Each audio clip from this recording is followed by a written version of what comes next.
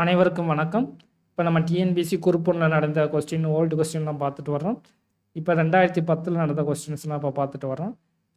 அப்போ 2010ல் நடந்த குரூப் 1 கொஸ்டின்ஸ் பார்ப்போம். ஃபர்ஸ்ட் கொஸ்டின் வந்து நர்மதா பச்சோவா அண்டோலனின் மிகவும் பிரபலமான தலைவர் யார்? இதோட ஆன்சர் பார்த்தோமாக்கா ஆப்ஷன் சி மேதா பட்கர். இவர் தான் இதோட ஆன்சர். நர்மதா பச்சோவா அண்டோலன் என்னன்னா இதுக்கு என்ன அர்த்தம்னா நர்மதா நதியை காப்பாற்றுங்கள் என்ற அர்த்தம். நர்மதா நதியை காப்பாற்றுங்கள் என்பது அர்த்தம். இது ஒரு சமூக இயக்கம். இந்த நதியை காப்பாற்றுறதுக்காக ஒரு சமூக இயக்கம். இந்த சமூக இயக்கத்தின் தலைவர் யார்? முக்கியமான தலைவர் பார்த்து மேதா பட்கர். நர்மதா பச்சோவா அண்டோலின் மிகவும் பிரபலமான தலைவர் யாருன்னு பார்த்தோமாக்க மேதா பட்கர். அடுத்து நெக்ஸ்ட் கொஸ்டின் பார்த்தோமாக்க பீசஸ் பிளாண்டரம் என்ற நூலை எழுதியவர் யார்? இது சயின்ஸில் பற்ற கொஸ்டின். பீசஸ் பிளாண்டரம் இந்த நூலை எழுதியவர் யாருன்னு பார்த்தோமாக்க ஆன்சர் கரோலோஸ் லின்னேயஸ். இவர் தான் இந்த நூலை எழுதியவர். இந்த நூலின் சிறப்பு என்னன்னா நம்ம உயிரினங்களை இரு சொல் பெயரிடும் முறையை பார்த்துருப்போம்ல. இந்த இரு சொல் பெயரிடும் முறையை அறிமுகப்படுத்தியது யாருன்னு பார்த்தோமாக்க கரோலோஸ் லின்னேயஸ் தான்.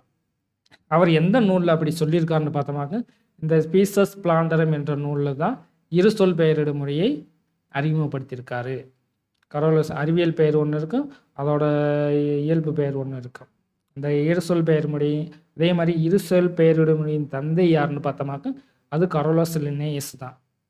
அடுத்து நெக்ஸ்ட் கொஸ்டின் பார்த்தோமாக்க சிறுநீர் மஞ்சள் நிறமாக இருக்க காரணம் என்ன? சிறுநீர் மஞ்சள் நிறமாக இருக்க காரணம் என்ன? இதுக்கு ஆன்சர் பார்த்தோமாக்க ஆப்ஷன் ஏ யூரோக்ரோம்.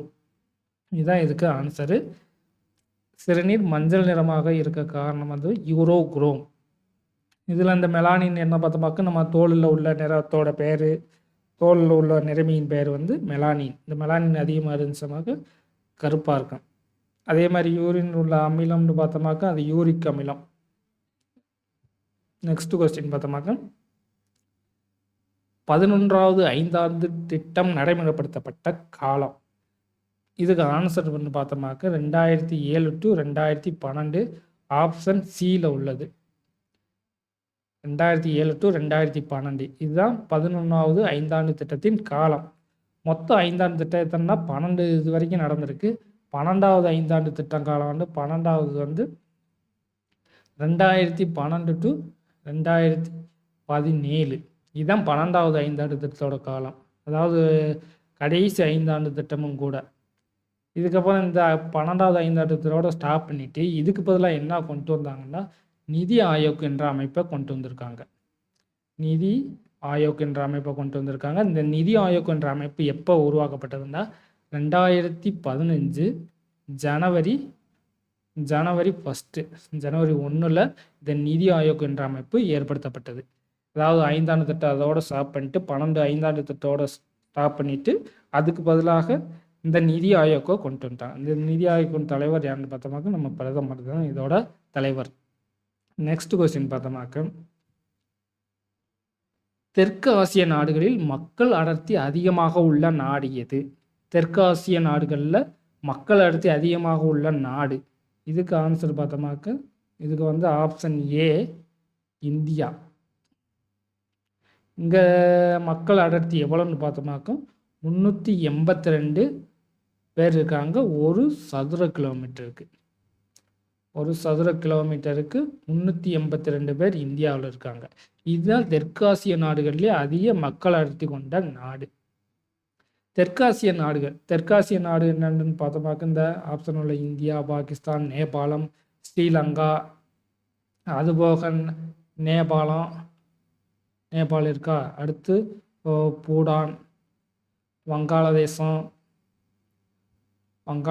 அடுத்து மியான்மர். இதெல்லாம் தெற்காசிய நாடுகள். தெற்காசிய நாடுகளில் சீனா வராது. அடுத்து இந்த தெற்காசிய நாடுகள்லேயே அதிக மக்கள் அடர்த்தி கொண்ட நாடுன்னு எது பார்த்தோமாக்க அது நம்ம இந்தியா தான். அடுத்து நெக்ஸ்ட் கொஸ்டின் பார்த்தோமாக்க அசோக மன்னர் அரசின் ஆதரவை பெற்ற மதம் எதுன்னு கேட்டிருக்காங்க. அசோக மன்னரின் அரசின் ஆதரவை பெற்ற மதம் இது நல்லா எல்லாருக்கும் தெரிஞ்ச கொஸ்டின் தான். ஆப்ஷன் சி புத்த மதம். அசோகர் எந்த மதத்தை பின்பற்றினார்னா புத்த மதம். ஏன்னா அசோகர் தான் ஃபஸ்ட்டு புத்த சமய மாநாடு. ஃபஸ்ட்டு புத்த சமய மாநாடை எங்கே நடத்தியிருப்பார்? புத்த சமய மாநாடை ராஜகிருதத்தில் நடத்தியிருப்பார். ராஜகிருதம் இங்கே தான் ஃபஸ்ட்டு புத்த சமய மாநாடை அசோகர் நடத்தியிருப்பார். அடுத்து 2வது புத்த சமய மாநாடை வந்து நம்ம கனிஷ்கர் நடத்தியிருப்பார், வைசாலியில் நடத்தியிருப்பார். இப்போ 4 புத்த சமய மாநாடு இருக்குது. அப்போ அசோகர், கனிஷ்கர் இவங்கெல்லாம் எந்த மதத்தை சார்ந்தவங்கன்னா அவங்க வந்து புத்த மதத்தை சார்ந்தவங்கன்னு நம்ம சொல்கிறோம். அடுத்து நெக்ஸ்ட் கொஸ்டின் வந்து தேசிய வருமானத்தை விஞ்ஞான முறைப்படி கணக்கெடுப்பு செய்தவர் யார்? தேசிய வருமானத்தை கணக்கிடுவோம்ல, உற்பத்தி முறை, செலவின முறை அந்த மாதிரில, அதில் விஞ்ஞான முறைப்படி தேசிய வருமானத்தை கணக்கீடு செய்தவர் யாருன்னு பார்த்தோமாக டாக்டர் VKRV ராவ். இவர் தான் இந்த விஞ்ஞான முறைப்படி தேசிய வருமானத்தை கணக்கீடு செய்தவர். Option C doctor VKRV Rao.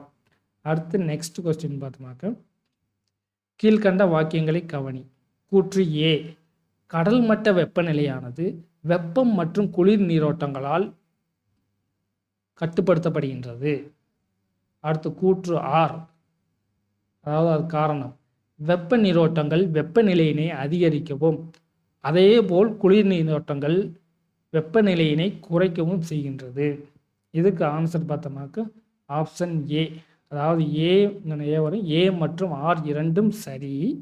மேலும் ஆர் என்பது ஏவிற்கான சரியான விளக்கம் ஆகும். ஆமாம், கடல் நீர்மட்ட வெப்பநிலையானது வெப்பம் மற்றும் குளிர் நீரோட்டங்களில் பொறுத்துதே அது அமையுது. இப்போ வெப்ப நீரோட்டமாக வெப்பநிலையினை அதிகரிக்கும். இப்போ குளிர் நீரோட்டம்னா அது கடலில் உள்ள வெப்பநிலையை குறைச்சிரும். இப்போ இங்கே வந்து ரெண்டுமே சரியான விளக்கம், ரெண்டு காரணமும் சரி, அதுக்கு சரியான விளக்கமும் கூட. அடுத்து நெக்ஸ்ட் கொஸ்டின் பார்த்தோம்னாக்க குதிரை குழம்பு போன்ற அல்லது வட்ட வடிவம் கொண்ட முறியப்பாரின் பெயர் என்னன்னு கேட்டிருக்காங்க. குதிரை குழம்பு போன்ற அல்லது வட்ட வடிவம் கொண்ட முறியப்பாரின் பெயர். இதுக்கு ஆன்சர் வந்து பார்த்தோம்னாக்க ஆப்ஷன் ஏ கங்கண வடிவ பார்கள். இதுதான் இதுக்கு ஆன்சர். குதிரை குழம்பு போன்ற அல்லது வட்ட வடிவம், குதிரை குழம்புன்னா எப்படி இருக்கும், இந்த இப்படி அரைவட்ட மாதிரி இருக்கும், அதை எல்லாட்டி வட்ட வடிவம் கொண்ட முருகைப்பாரின் பெயர் என்னன்னு கேட்டிருக்காங்க. இதுக்கு வந்து கங்கண வடிவ பார்கள். அடுத்து நெக்ஸ்ட் கொஸ்டின் வந்து RTI சட்டப்படி லோக்சபாவின் முக்கிய அதிகாரி யார்? இப்போ லோக்சபாவுக்கு முக்கிய அதிகாரி யார்? அதோட தலைவர் யாருன்னு பார்த்தோமாக்க சபாநாயகர். அப்போ ஆன்சர் டியில் உள்ள சபாநாயகர். RTI சட்டப்படி அதுக்கு தலைவர், ஒரு இதுக்கு தலைவர் யாருண்டா, ஒரு அமைப்போட தலைவர் தான் அந்த RTI சட்டத்துக்கு பதிலளிக்க முடியும் கரெக்டாக. இப்போ RTI சட்டப்படி லோக்சபாவின் முக்கிய அதிகாரி, லோக்சபாவின் முக்கிய அதிகாரி யாருன்னா RTI சட்டப்படி அதோட தலைவர் தான். அதோட தலைவர் யார்? இங்கே அதை தலைவர்னு போட்டுறாதீங்க. அதோட தலைவர் வந்து சபாநாயகர். சபாநாயகர் இப்போ யார் இருக்காருன்னா ஓம் பிர்லா இருக்கார். இவர் தான் தற்போதைய சபாநாயகர்.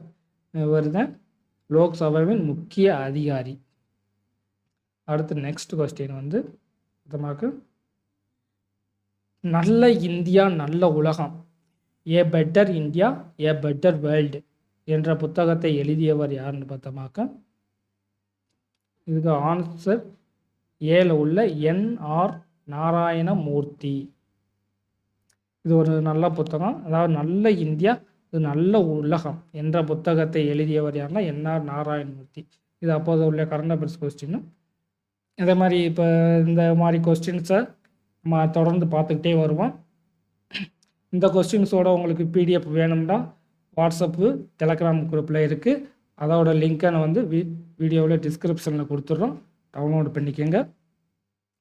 இந்த வீடியோ பிடிச்சிருந்தால் லைக் பண்ணுங்கள், ஷேர் பண்ணுங்கள். தேங்க்யூ.